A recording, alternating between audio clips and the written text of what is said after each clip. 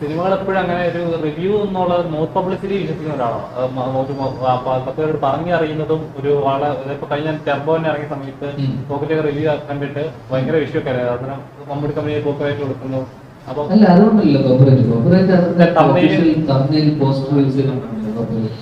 എന്തായാലും അപ്പൊ അങ്ങനെ റിവ്യൂ ചെയ്യുന്ന സമയത്ത് ഒരാളെ വിശ്വസിച്ച് അല്ലെങ്കിൽ ഒരു റൂമിൽ ഇരുന്ന് ചുമ്മാ ഒരു സിനിമ ജഡ്ജ് ചെയ്യുന്നതിനേക്കാൾ നല്ല ഒരു കണ്ടിഷ്ടപ്പെട്ട ഒരാളോട് പറയുന്നതും എവിടെയോ ഇരുന്ന് എന്താ പറയുക ഇത് നല്ലതാണ് മോശമാണ് അഭിനയം അങ്ങനെയാണ് ക്യാമറ ശരിയല്ല എന്നൊക്കെ പറയുമ്പോൾ അവരുടെ സിനിമാക്കാരുടെ കഷ്ടപ്പാടെന്നല്ല അവർ അറിയേണ്ട കാര്യമില്ല. പക്ഷെ ഒരാൾ വ്യക്തിഹത്യ ചെയ്യുന്നത് തെറ്റല്ലേ?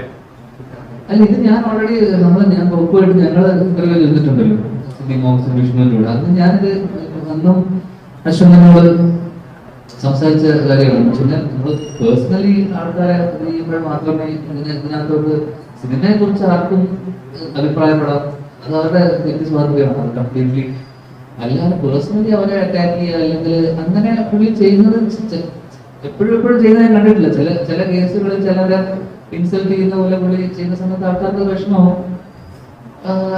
അത് പുള്ളിക്കും അറിയുന്നൊന്നുമില്ല. ഇത് ചിലപ്പോ നമ്മള് നദികളുടെ സമയത്തൊക്കെ ഞങ്ങള് സംസാരിച്ചിട്ടുള്ളതാണ്. വർഷങ്ങൾക്ക് ശേഷം കഴിഞ്ഞപ്പോ എന്നെ ഫോണിൽ വിളിച്ച് അശ്വന്ത് പടം ഇഷ്ടപ്പെട്ട എന്റെ പെർഫോമൻസ് ഒക്കെ ഇഷ്ടപ്പെട്ട ഭയങ്കരമായിട്ട് നമ്പർ എടുത്ത് ബുക്ക് ചെയ്തു. ഞങ്ങൾ ഒരുപാട് ഫോണിൽ സംസാരിച്ചു.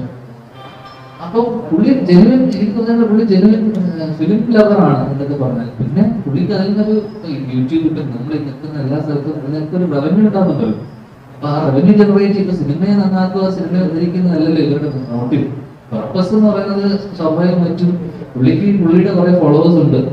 ആ ഫോളോവേഴ്സിനെ ഫോളോ ചെയ്യുന്ന കുറെ ആൾക്കാർ നമ്മളാരും നിർബന്ധിച്ച് പുള്ളി ആരെയും പിന്നെ ഫോളോ ചെയ്യണമെന്ന് പറഞ്ഞല്ലോ. പുള്ളിയുടെ റിവ്യൂ ഇഷ്ടപ്പെട്ട് പുള്ളിയുടെ ഒരു സംസാര ശൈലിയൊക്കെ ആൾക്കാർ ഇഷ്ടപ്പെട്ട് ഞാൻ ഫോളോ ചെയ്യുന്നതാണ്. നമ്മൾ പലരും പുള്ളിയുടെ ഫോളോ ചെയ്യുന്നു. എന്തുകൊണ്ടാണ്?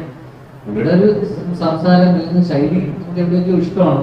പുള്ളി വളരെ ബ്ലണ്ടായിട്ട് ചില ആൾക്കാർ കാര്യങ്ങൾ പറയുമ്പോൾ ആൾക്കാർക്ക് അത് പെട്ടെന്ന് ആക്സെപ്റ്റ് ചെയ്യാൻ ബുദ്ധിമുട്ടായിരുന്നു. പക്ഷെ അതേപോലെ സിനിമ ക്രിയേറ്റേഴ്സിന് പേഴ്സണലി അവരെ ഹരാസ് ചെയ്യുന്ന പോലെ എന്തെങ്കിലും തോന്നുന്നു, ഇൻസൾട്ട് ചെയ്യുന്ന പോലെ തോന്നി അവർക്ക് ഭയങ്കരമായിട്ട് വിഷമം ഉണ്ടാകും.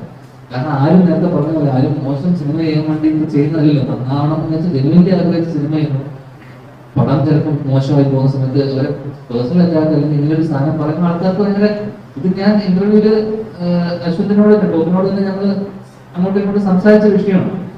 ഡിസ്ട്രക്റ്റീവ് ആയിട്ടുള്ള കൺസ്ട്രക്റ്റീവ് ആയിട്ടുള്ള ക്രിറ്റിസിസം ഉണ്ട്, അതോടൊപ്പം തന്നെ ഡിസ്ട്രക്റ്റീവ് ആയിട്ടുള്ള ക്രിറ്റിസിസം ഉണ്ട്. അപ്പൊ ചില സമയത്ത് ആ ലൈന് ബ്രീച്ച് ആയി കഴിയുമ്പോൾ അതൊക്കെ ഡിസ്ട്രക്റ്റീവ് ആയി കഴിഞ്ഞാൽ ആൾക്കാർ ഒഫൻഡഡ് ആവും. ഒഫൻഡഡ് ആവുന്ന സമയത്ത് ഇതുപോലെയുള്ള ഇപ്പൊ കഴിഞ്ഞതൊക്കെ സിനിമകൾ വന്നപ്പോൾ പ്രോപ്പും പ്രൊഡ്യൂസേഴ്സൊക്കെ തമ്മിൽ ഭയങ്കരമായിട്ടുള്ള വിദ്വേഷമൊക്കെ ഉണ്ടാവും. കാരണം ചില സമയത്ത് ഒരു ലൈൻ ക്രോസ് ചെയ്ത് പിങ്ക് ലൈൻ ആണല്ലോ, ആ ലൈൻ ക്രോസ് ചെയ്ത് പോയി കഴിയുമ്പോൾ ആൾക്കാർക്ക് അത് ഒഫൻസീവ് ആകുമ്പോൾ ആൾക്കാർ അതിന് റിയാക്ട് ചെയ്യും, തിരിച്ച് പുള്ളി റിയാക്ട് ചെയ്യും.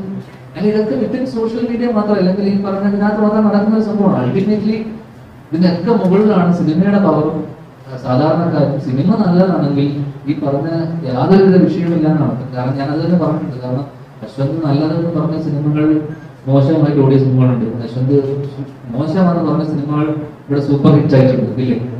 അപ്പോ ചില ആൾക്കാർ പുള്ളിനെ ഫോളോ ചെയ്യുന്നു. ആ ഫോളോവേഴ്സ് ബ്ലൈൻഡ് ആയിട്ട് പുള്ളിനെ വിശ്വസിക്കുന്ന ആൾക്കാരൊന്നുമല്ല മലയാളികൾ. നമ്മൾ മലയാളികൾ അങ്ങനെ ആരെയും ബ്ലൈൻഡ് ആയിട്ട് വിശ്വസിച്ചിട്ട് കാണാൻ നിൽക്കുന്നുണ്ട്.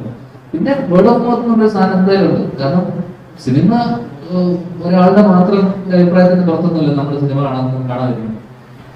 ഡെഫിനറ്റ്ലി പടം നല്ലതാണെങ്കിൽ വേർഡ് ഓഫ് മൗത്തിൽ ഒരു റിവ്യൂ സിസ്റ്റം കൊണ്ടൊന്നും ഒരു സിനിമ വീഴുമെന്ന് ഞാൻ വിശ്വസിക്കുന്നത്. അതുകൊണ്ട് പുള്ളി ആരും ഭയക്കേണ്ട കാര്യമോ പേടിക്കേണ്ട കാര്യമോ പുള്ളി ആരും ശത്രു ഒന്നും ആവുന്നില്ല. അതുകൊണ്ട് തന്നെ പുള്ളി സിനിമ നല്ലതായപ്പോൾ എന്നെ ഉൾപ്പെടെ പുള്ളി വിളിച്ചിട്ട് നല്ല രീതിയിൽ സംസാരിക്കുന്ന ആളാണ്. നല്ലൊരു എനിക്ക് ഭയങ്കര ജെനുവൻ ഫിലിം ലവറാണെന്ന് തോന്നിയിട്ടുള്ള ആളാണ്. പക്ഷെ നേരത്തെ പറഞ്ഞ പോലെ പേഴ്സണൽ ആവുന്ന സമയത്ത് ഇത് ലൈഫ് വിളിച്ച് ചിലർക്ക് ഹേർട്ട് ആകുമ്പോഴുള്ള പ്രശ്നമുണ്ട്.